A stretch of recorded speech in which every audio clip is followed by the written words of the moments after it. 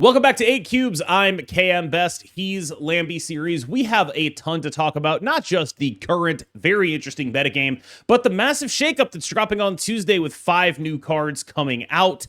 Zombie Scarlet Witch is on the season pass, and it is the flag bearer for an entire new archetype, the Horde archetype. It has its own unique mechanic, the Horde mechanic.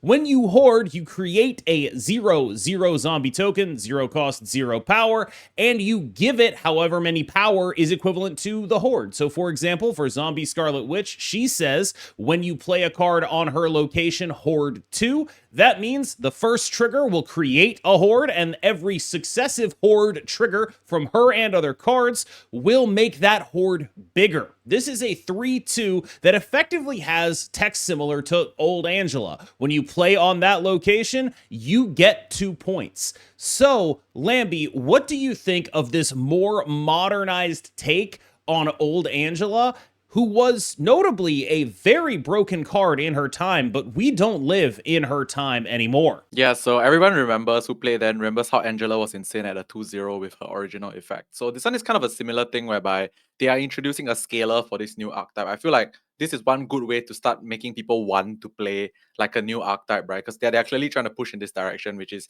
you give the deck a good early game card that is very obviously powerful and synergizes with everything else that happens with the archetype. So this is good. Very reminiscent of Old Angela, just a early scaler that like compounds. Like the funny thing about the word hoard is that I like the fact that firstly hoarding is like the word hoarding kind of just means like you're like amassing stuff and getting more stuff, right? So like this thing, the hoard just gets bigger the more like you play into this archetype. So I think it's a good scaler. I also like one more thing about this, which is you mentioned it, or did you not mention it? I can't remember, but like the hoard spawns in a different location Yes. from the Zombie Scarlet Witch herself, which is very nice. So it's like it's not just completely random, right? Like you know it's gonna go in either here or there. It's like 50-50. So it's like not that random. A bit of controlled RNG there is kind of good. Overall, I think a very good card for what is to come with this archetype. I like that they're pushing the whole archetype thing very strongly. Starting with like the whole Invisible Woman first steps archetype, that whole like Fantastic Four thing. Yeah, so I like that they're doing another one, and this looks like a very powerful card that would be staple in that archetype. I can't imagine the archetype succeeding if this card doesn't succeed, which makes me wonder like how invested they are in this card succeeding, because one of the things that I think they deserve a compliment on is the way in which they've developed this archetype according to how they're doing card releases. As my count has it, there are 5 cards that interact with the Horde mechanic: Zombie Scarlet Witch, Zombie Mr. Fantastic, Zombie Giant Man, Zombie Sentry, and the Hunger. Of those cards, Zombie Scarlet Witch is in the Season Pass, Zombie Mr. Fantastic is a Series 5 card, Zombie Sentry is available in a game mode, Zombie Giant Man is 3,000 tokens at Series 4, and the Hunger, who the only one that doesn't say zombie at the beginning, so I got myself tripped up there, is another game mode card. So they've done a good job at not making it buy every card in this season in order to play this deck. But in so doing, I feel like maybe they have left it not necessarily pushing all of the boundaries of what this mechanic can do. I will say also, I didn't appreciate it beforehand, but you're right. I do like the double entendre, the pun there of Horde, Horde, as in a lot of people, and Horde, Hoard, as in collecting stuff. I think that is actually quite nice. I am a big fan of that. Oh yeah. Next up is Headpool. They've added another 1-cost destroy enabler. Headpool is a 1/1. When it gets destroyed, it goes back to your hand and then gives your entire hand +1 power.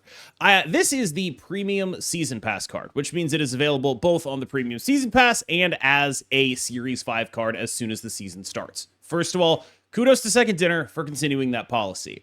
Second of all, this is a card that is very interesting to me. I'm sure Lamby will remember from the heyday of Marvel Snap back in the day when Moyen first realized that Destroy was a real deck that actually had to be taken seriously because of the release of X-23, giving it a second Deadpool and making it more than just a one-note, I'm going to do only this, and if I don't do this, I fall apart deck. Destroy has come a long way since then, but I can see this card being effectively third Deadpool, which seems to be the direction they were intending it to be. Yeah, I like that you mentioned that at the end, the total Deadpool thing, because it's definitely not gonna be as powerful as Deadpool, right? Because the thing about Deadpool Correct. himself, it's gonna be 1, 2, 4, 8, 16, 32. You guys get the idea. That one compounds individually as a solo hard carry. This one kind of just buffs your hand, which is not exactly a bad thing, right? Like if you happen to buff like other stuff that also grows in your hand, then those will compound, like your Wolverines, your Deadpools, your whatever. Like I think this card allows, in a sense, Deadpool, the original Deadpool is basically go tall, win one location. This one is kind of like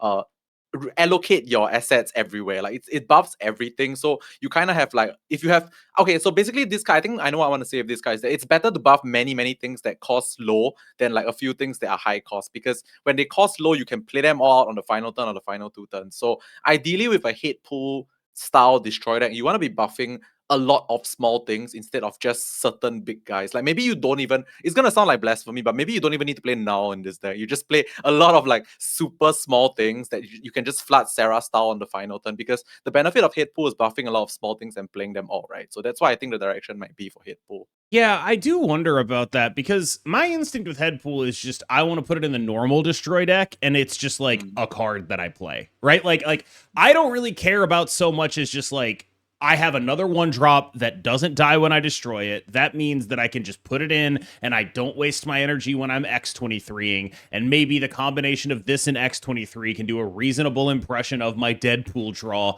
where I'm just like getting a bunch of free power, where it's not as much as a Deadpool, but like if I have this X23 and some guys that go boom, I'm pretty sure I'm going to be able to like play Marvel Snap. What I'm interested in, though, right now is the Destroy deck is already actually pretty 1-drop heavy. There's a lot of Agonies running around. There's a lot of Moira X running around.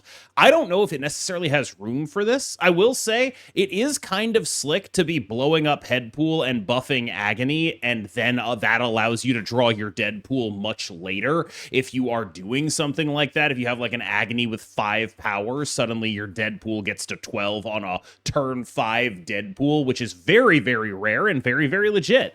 And I think that kind of stuff is interesting to me, whereas going out of my way to be like, I've got to play Sabretooth in here so I can play Sarah-style Destroy, I worry that just makes us too vulnerable to like Mobius and various other things of that nature, such that I really just want to play this guy as what he is, which is just like a guy I can repeatedly blow up, get an advantage out of, that makes it harder for my opponent to calculate my range fully. That's really all I'm interested in from this guy, I think. Moving on to Colonel America, who seems to be specifically named so people won't ask the Will Caps Shield buff him, and yet I have already seen people asking. Colonel America is an ongoing card. For each turn on which you have discarded a card, give your other units here +1 power. So this, in theory, is a guy that can be absolutely massive, like the biggest 3-cost scaler in the entire game.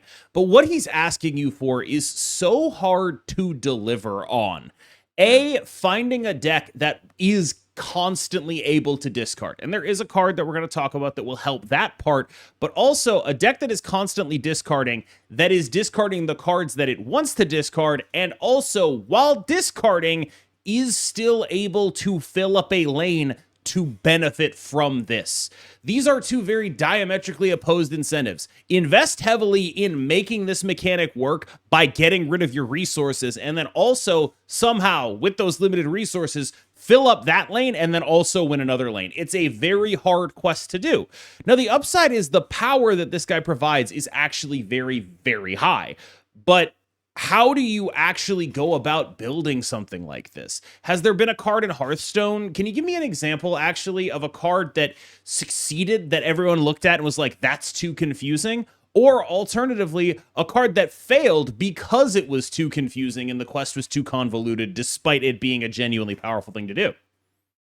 Right. So I can't exactly give you an example of one card from my memory offhand right now, but I like that you mentioned the whole Hearthstone thing, because this card in particular would be great in any game that isn't just 6 turns, because Yes. you have a lot of time to just scale. The Hearthstone example was great, because like this was in Hearthstone, this would be pretty insane, I think, because like as long as you get like a sufficient amount of discards, this is sort of like a powerhouse, right? But the thing is, this one in Marvel Snap 6 turns, you don't have enough time, like you literally need to discard every turn, or more or less. You need to discard the perfect things, and then you need to have 2 to 3 cards in the same location as this card to benefit off the huge buff. It's it's very specific. And if you look at like traditional discard, right, they benefit from just being able to just discard whatever and then allocate all the points with the swarms and just like big singular hard carries like Mobius and stuff like that. So this card requires a lot. Like this card, for it to be successful, requires everything to go right, which is a long story short for me saying that I don't like this card because I don't like cards that like you need to do it specifically like this, if not it's never gonna work. And this card really looks like you need to do it specifically like this or it's never gonna work. So yeah, no, I just think it's too difficult of a card to be good in Marvel Snap for now, right? But I guess this is one of the cards that isn't specifically leaning heavily into that whole horde mechanic, because it's not really a horde card. It's just it's a discard and buff card. It's a different thing. It's just that they haven't released at the same time. It reminds me a little bit of 3/5 Black Swan, where it's like, this is definitely like, it's doing something the deck is interested in like a normal discard shell. You are interested in like 10 million points. You want that, right? Yes. Like, this is a lot of points is a good thing, but it requires you taking a turn off from doing the thing that the deck is built around. In much the same way that you didn't want to play a 3/5 on 3 when you were playing bounce because you wanted to be bouncing stuff and setting up bounce stuff. Like, that's what the deck is about. This is a card where it's like, I don't want to play it. I want to be discarding stuff, right? Like, I want to be doing the thing the deck is about. And if you try to make it be the focal point of a deck, I worry that it's super iffy. So it needs like to go in a deck that kind of exists and also wants to be doing this stuff. Like some sort of swarm-based zoo aggro type thing is like what this wants to be. But I just feel like maybe 6 months ago you could have gotten away with that. And now with the preponderance of Mobius everywhere, it doesn't really feel like a place I want to be. And I really wonder about like what this guy is supposed to be doing. Like, is there a deck that can really benefit from just, I am literally discarding every turn? Because the next card we're going to talk about seems very clearly meant to go with this card. And it's like, there's clearly a package, but I just don't know what I'm supposed to do with it. And that card, of course, is Zombie Powerman. Much like Colonel America is technically Captain America, Zombie Powerman, as far as I can tell, is technically Luke Cage. Zombie Powerman, a 2/4. If you're winning at Zombie Powerman's location, discard the left card in your hand. And I guess what this is telling me to do is play Zombie Powerman and play Colonel America, and then just the entire rest of my deck is stuff that when it gets discarded, I don't care, right? The entire rest of my deck is Swarm, it's Proxima, it's X-23, it's Wolverine, it's Apocalypse, it's Khonshu, it's all of that stuff, right? And I can see it. That doesn't seem like the worst thing in the world to be doing, but I'm not exactly seeing how that is a meaningful upgrade to my discard deck, unless it's just like, here's 1 billion points, and then I go play Khonshu somewhere else and win, and that's just enough. And it's like, okay, I can see that being a thing I'm interested in, but I can't see it ever being the best deck in the game because it seems so vulnerable to all sorts of potential tech interventions. Like, I've invested my whole thing in this.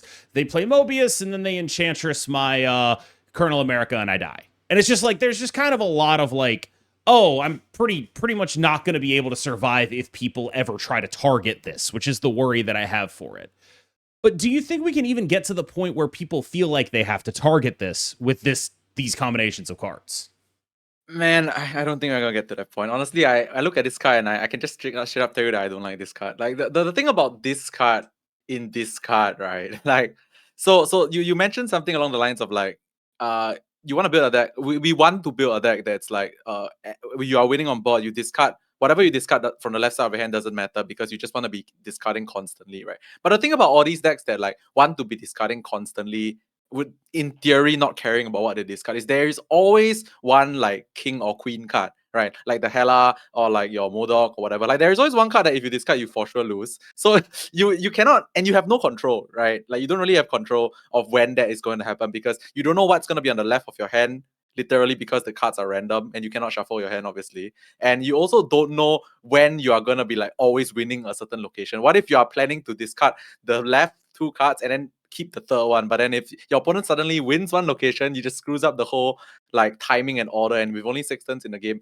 like this card is really asking you to be playing like not Marvel Snap. Like this card and the previous card needs to be like a not Marvel Snap card for it to be good, is my opinion. Last of the week 1 releases, but definitely not least in terms of numbers on this card, is Zombie Giant Man, who is the finisher for the zombie archetype, a 5/3 with Horde 1, so it'll add 1 power to your Horde, or God forbid, make a Horde. If that's what you're doing with this guy, I really wouldn't want you to be doing it.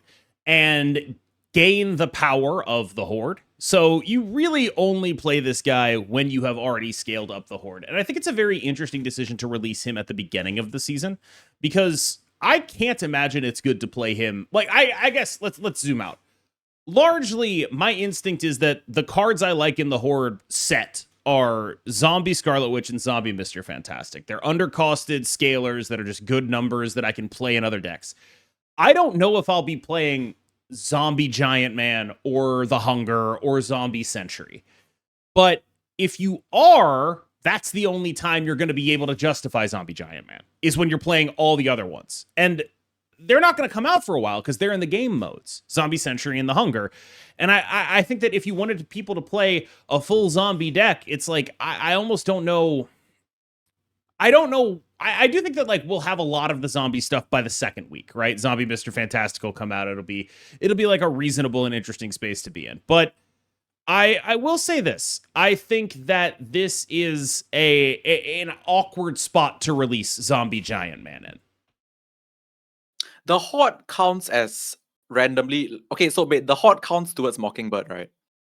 It should, yeah. I mean, like when you look at what Zombie Mr. Fantastic's text is. Yeah. I can think of how this deck can be OP already. I see the vision. Yeah, you see it, right? Like you want to play Zombie vision. Mr. Fantastic, you want to play Zombie Scarlet Witch, and you want to play like a Mysterio Gwenpool deck. Yes, like, that's what you want to do, right? Like that's what I want to do. But then you slam this as Gilgamesh or something off the deck, right? But like, why would I play this in that deck when I could play Juggernaut? And Juggernaut, like you play the good. No, my point is that, okay, so I'm just gonna list cards, right? Zombie Scarlet Witch, Zombie Mr. Fantastic, Mockingbird, Mysterio, this thing. Like it sounds like a good deck, right, guys? Yep. So I do agree that you probably won't play this like now, because you only have, like, as of now, you will only be getting the Scarlet Witch, which benefits this, right?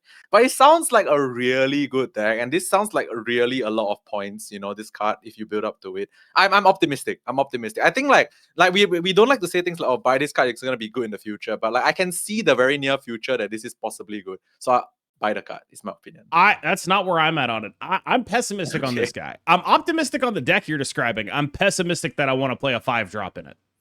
That's where I'm at. Like, I would probably. KM just wants to play his thing first steps as the only. No, like I'm kind of pessimistic on that guy too. But at least that guy is going to be able to like blow up a Cerebro or whatever. This guy's going to do nothing. Like he's just going to be 15 power, and it's like, okay, cool, I got a Devil Dinosaur, but that's not winning me the game, right? Like that's largely my worry about him. Like, I'm very happy to play Zombie Scarlet Witch, who's like my 3/12 or whatever, and I'll play Zombie Mr. Fantastic, who's like my 2/8 or whatever, right? I'll do that. I'm happy to do that. But I just don't know if I'm willing to go out of my way for something that's effectively like the size of a Darkhawk. It's like, all right, like that's cool. Like it's not bad. It's just like there's a lot of high-level competition for spots in this deck. And I worry that it's going to be pretty hard to do it. Like, I don't even think I'm going to be able to fit a 5-drop in the deck, period, right? Because, like, if I'm going to be playing Mockingbird and Sasquatch stuff, that's a Mysterio on 5 deck, which means I'm not playing any 5s. Like, I can't do it, right? Like, it goes straight from 4 to 6. It goes from Gwenpool to the 2 6s, and that's it. And this guy strikes me as a card that if it cost 1 less, I'd be like, we're talking. If this was like a 4-1 or a 4-0, I'd be like, this is a card. This is a card I'm interested in putting in that deck. But at 5, ooh, I don't know. This end of turn section is sort of what we're talking about. Is we're going to talk about the metagame these cards are going to drop into. But this one also has the upside of doubling as a Jocasta review, because that's the deck she goes in. Jocasta has brought some occasional Omega Sentinels into the already powerful end of turn package. Prodigy, Invisible Woman, that style of end of turn deck has risen back up as previous end of turn decks. there was a pretty reasonable space of competition before Jocasta came out for what is the best package to surround this tech pile with, to surround Mercury and Mobius and Juggernaut. What is the best points package to surround that with? And to my mind, Invisible Woman First Steps was falling behind. It was falling behind the Gwenpool Mysterio stuff. It was falling behind some of the various move things you could do in that shell. It was falling behind in terms of the points it was able to bring to bear. It is no longer falling behind because Jocasta has given it massive upward mobility. When you have Jocasta Prodigy, you have effectively like infinite power when you drop an Invisible Woman First Steps into that lane when you have 2 Jocastas, because the Jocastas scale in a very weird way. My baseline understanding is that if you have 2 Jocastas, it will be 4 extra activations of whatever the thing you're doing is. So that means if you have an Invisible Woman First Steps in that lane, it's 4 doubles, which is great. If you are activating the Invisible Woman First Steps itself, it's 10 procs of end of turn, which is just like, oh, okay, the game's over. Nothing matters. I'm proccing 10 times. I'm out of energy for my Havoc to eat. It's a bunch of ridiculous stuff, effectively. Now, this is very, very powerful. It is very, very strong, and it is actually notably fairly easily disruptible, as we'll see in our next topic, but there's some real power here, and that debate, to me, I think is over. Jocasta is strong in a way that I didn't expect her to be. Like, this is a card that is quite powerful and feels to me like she creates a deck with the point output of discard, but the ability to run tech. And that seems like a powerful space for a card to be in. Yeah, I don't have much to add on this one, but I think a few important things to note is that like our next topic is very important that the next topic card exists, because if not, this Jocasta End of Turn deck is borderline toxic to me, in my opinion. Simply because it's very easy to play. Like, firstly, it's very easy to play. It's a lot of so-called predetermined win conditions, whereby if you see these cards in your hand, you know that like if I play it in this order, like it is done, right? Like Kay mentioned, it's like times 10 activations or whatever. Like you know it's done, right? But if you see these cards in your hand and like, you play them in the right order, so I'm very glad that there's actually counters to this that exists. But like I said, I think this has to be monitored very carefully, because it's borderline toxic because it's really too easy to do, and like you just look at your hand and you know that you win, that kind of thing. But a bit along the lines of like if I get early stats into Profex or like early stats into O Alioth, that kind of thing, like you just know it's done, that kind of thing. So like just gotta monitor this one, I feel, because that could really get out of hand. It could make like future card releases invalidated because it's too powerful right now. There is a sense of that, but the vulnerability that it has to some of the things that we're going to talk about, especially the next topic, is really notable, because it's like you want to be snapping. You're like, oh, I'm Mr. Negative. I've done my thing. But there are multiple Mobiuses in your way. Not the least of which is Supergiant, right? Because if you're not just as an end of turn deck, Supergiant turns off all your crap, right? Like, there's just a bunch of stuff Supergiant does against your end of turn strategy as a baseline, right? Like, if they Supergiant on 5, your end of turn cards don't reveal until after the end of turn has already happened. Or even stuff like Supergiant on 5, you've already played your Thena. Who cares? Those cards weren't actually played, in much the same way that Thena works with Dream Dimension. There's kind of a lot going on here, but also, Supergiant on 4, very baseline powerful. Oh, your whole deck is built around a turn 5 Prodigy on something? Well, I guess that Prodigy doesn't reveal. Sorry, buddy, too late. There's a lot of utility from Supergiants, and we're going to talk about Supergiant specifically, but there's a bunch of other stuff like this. Cosmic Ghost Rider, Lady Deathstrike, the ability to like Stegron and move things out of those lanes, arrows, magnetos. There's a lot of like relatively unexplored disruption space for Jocasta that is staying unexplored because the Supergiant stuff is so overpoweringly good against it. Yeah, I want to highlight. I agree firstly that there's definitely multiple ways to disrupt what we mentioned above, which is like a very powerful deck in itself, right? So it's all within like our constraints of control right now. Like it's not too bad right now, But I want to highlight Supergiant specifically, because I every time I look at this card, right, like the times where I played my most Marvel Snap, there weren't a lot of metas where this was like supreme, right? But I always believe that this card, when it's meant to be good, will make good players do better, because this card is a very like, okay, obviously you played on 4, you disrupt everything. You played on 5 also, you could possibly disrupt everything. But what this does is that good players can potentially predict what's face down. Like you kind of like know you need. There's another layer of thinking that you need to like go through in your head, whereby your opponent still has to play cards on the following turn. They're all gonna be face down until the end of the turn. How does that affect my next plays for the next 2 turns? Because I think making the right calls on what is actually face down on that super giant post turn will win you many games if you get it correct most of the time. And I think a lot of good players that are very invested in the game will be able to determine mostly how to play around what's face down, you know. And I think that's a very important thing to take note of super giant. Like if you're good and investor, you probably will win more of this card in your deck. I have a friend named Gamer with a capital R who They're a gamer. Yes, who was like one of their signature moves is put a wasp in a supergiant deck to screw up people's reads. So you play 2 cards face down. Right? Yes, it's a 0+5. So it's like so sick. I would fall for that if I didn't know that was a thing, by the way. Like, whenever I play against it, it's like, well, okay, I'm not falling for that because I don't think about it anyway. You know. So, it's the kind of thing that's only going to work on like a vanishingly small percentage of the population. But it is just like a very good example of like the ways in which you can swing games based on assumptions in that context. Lamby is headed out on vacation, but I have arranged 2 guest hosts for the 2 episodes that he will miss. And I know many longtime viewers will be like, you got Binks and Ordinary Harry again. That's who you always get whenever Lamby goes on vacation. You need to get another guy with a beard in here who looks very similar to you. Wrong. I have lined up 2 different guest hosts this time. God willing that I don't, like, this is one of those things where it's like, I don't want to say it before it happens, but my guest hosts are planned to be the legendary Husky Puppies 35 and the equally legendary Butt.